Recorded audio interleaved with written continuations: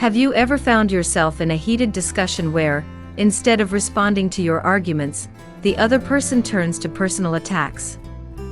Suddenly, the focus shifts from the issue at hand to your character, your background, or your personality. This rhetorical tactic is as old as debate itself, and it has a name: the ad hominem fallacy.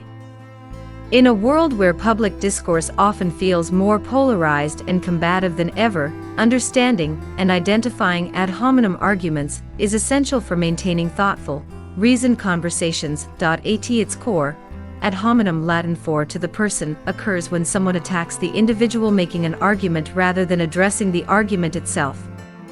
Imagine, for instance, that two people are discussing climate change.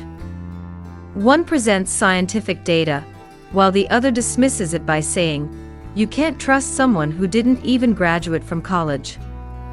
The second person has not refuted the data, but instead attacked the speaker's personal credentials, diverting attention from the real issue.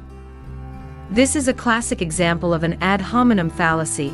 Historically, the ad hominem has been used to undermine opponents without engaging in genuine intellectual debate.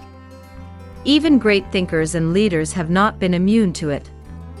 Socrates faced ad hominem attacks when he challenged the status quo in ancient Athens, as critics sought to discredit him personally rather than confront his philosophical ideas. More recently, ad hominem tactics have been weaponized in political debates, social media arguments, and public discourse, where reducing complex issues to personal jabs often wins more attention than nuanced reasoning. Ad hominem attacks come in various forms. One common variant is the abusive ad hominem, where a person is insulted directly, "You're just ignorant, so your opinion doesn't count."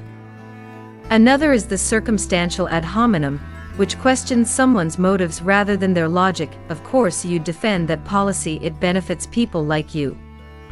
There's also the tu quoque fallacy, or you too fallacy, which dismisses criticism by pointing out that the critic is guilty of the same behavior. "How can you talk about healthy eating when you just ate a burger?" But why do people resort to ad hominem attacks in the first place? Often, it's because personal attacks are easier than engaging with complex ideas. Ad hominem arguments appeal to emotions, stirring up anger, distrust, or ridicule. They also create the illusion of winning a debate by silencing or discrediting an opponent.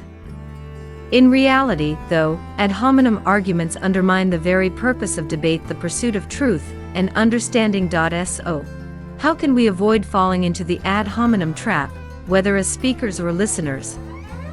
The first step is awareness. When you recognize an ad hominem attack, take a step back and refocus the discussion on the argument itself.